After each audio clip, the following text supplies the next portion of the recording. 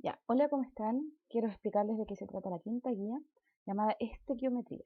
Aquí vamos allá a ver la unidad 4 llamada estequiometría de reacción.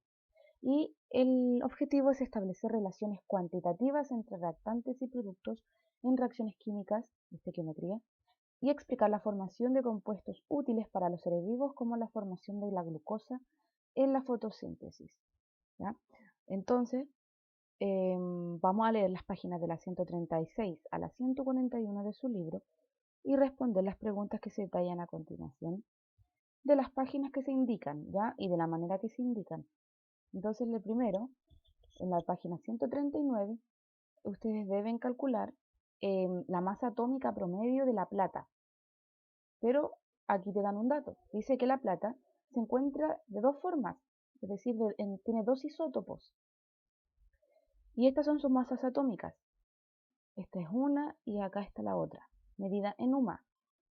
UMA es la unidad de masa atómica, ¿ya? Que corresponde a la 12ª parte de un átomo de carbono 12. Lo vamos a estudiar igual bien en clases y ustedes tienen que leerlo bien de su libro. Entonces, tienen que incluir los cálculos. ¿Cómo se realiza eso? Hay un ejemplo en el libro. Acá. Aquí, por ejemplo, tenemos el nitrógeno. Y el nitrógeno tiene varios isótopos. Ya, entonces, por ejemplo, si tú vas a la tabla periódica y buscas el nitrógeno, aquí vas a encontrar un valor. Dice 14,01, eso corresponde a la masa atómica relativa, ¿ya? Pero ese valor se obtuvo de un promedio, es decir, multiplicando todos los isótopos de nitrógeno que existían.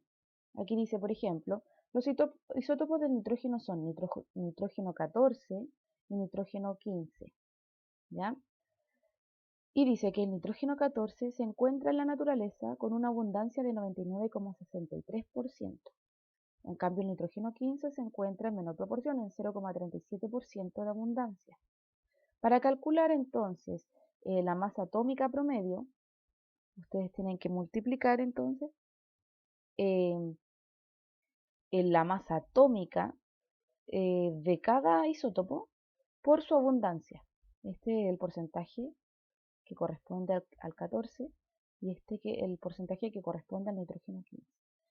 Se multiplica, se suma eso y se divide por 100. Y ahí yo ya obtuve la masa atómica promedio del nitrógeno, que es el dato que va acá, que ustedes pueden encontrar en la tabla periódica.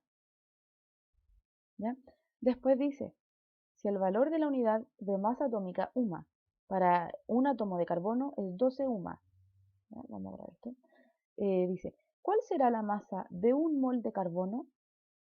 Para eso ustedes tienen que comprender bien qué es la masa atómica, la unidad de masa atómica. Lo vamos a estudiar bien en el video en vivo y también ustedes deben leerlo en su libro. Y después dice, ¿cuántos átomos de carbono habrá en 12 gramos de carbono? ¿Ya? Ahí entra en juego un concepto llamado número de Avogadro. ¿Ya? El número de Avogadro indica que en 12 gramos de carbono existen 6,02 por 10 elevado a 23 átomos o moléculas o cualquier otra partícula. ¿Ya? Después lo vamos a estudiar bien, pero necesito que ustedes también lo estudien. Y aquí dice, calcula la masa molar de los siguientes compuestos. ¿Ya?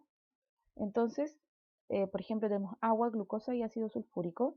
Y aquí tenemos su fórmula química. Nos damos cuenta, por ejemplo, que el agua tiene 2 átomos de hidrógeno y un átomo de oxígeno. Para calcular la masa molar, yo debo ir a la tabla periódica, buscar estos elementos, primero hidrógeno y después oxígeno, e ir sumando la masa atómica de cada uno.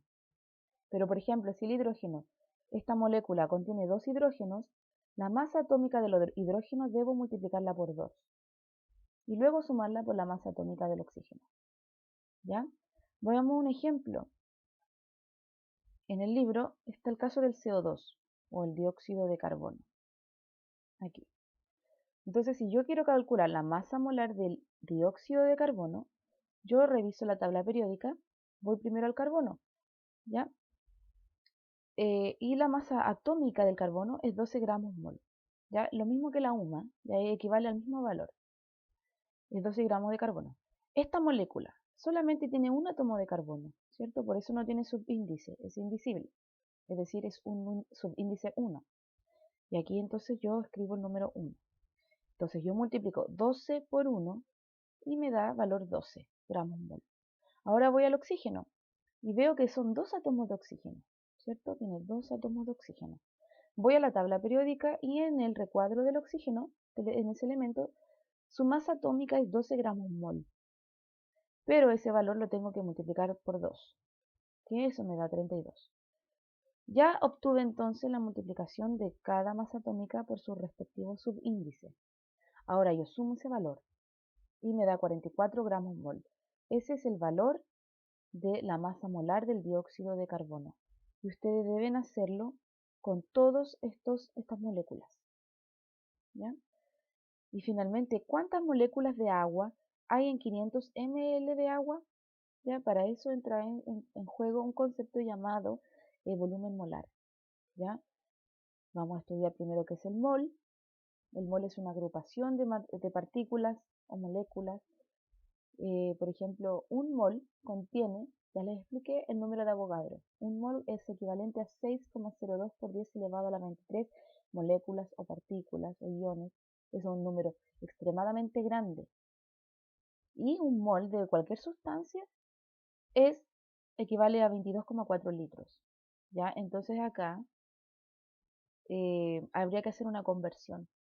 Ya vamos a hacer el ejercicio en clases, sin embargo acá en el libro también les dejan ejemplos. ¿Ya? Acá por ejemplo. ¿Ya? Eso chicos, cualquier duda me escriben. Entonces el reto que les dejo antes de tener la clase en vivo es aprender bien estos conceptos.